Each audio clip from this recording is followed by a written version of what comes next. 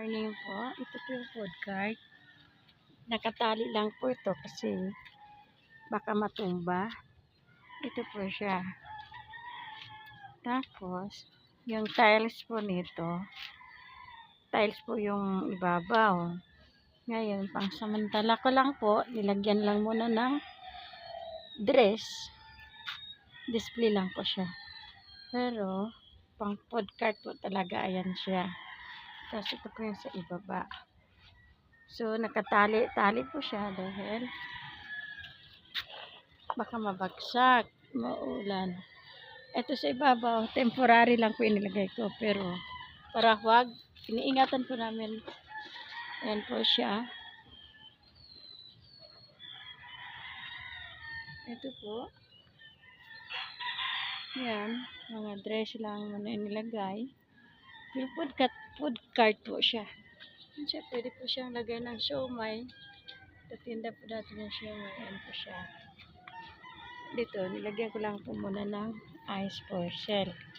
So, bintana po siya dito. Bintana, dadaan. Pag may bumili, so dito siya dadaan. Tapos, yan lang siya. Ayan, ito yung background. Ito yung front side. Yan. So, kung ano mang gustong itinda nyo, ayan, dito lang po kayo maglalagay ng tarpaulin. Dito, sa pawan na lang po nyo. Yan. So, damit lang muna pang samantala. Kasi, wala pa akong pangpuhunan ng ito. Nakatakip lang po siya. Salamin po siya dito. See? Yan. Yan. Yan. Dito naman tayo. So, kung ano na lang ang pinagpapatungan ko, pinapatong ko lang siya. Yan po siya.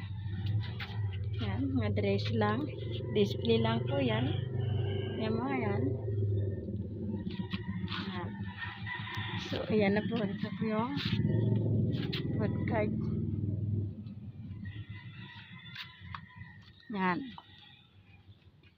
So, thank you po.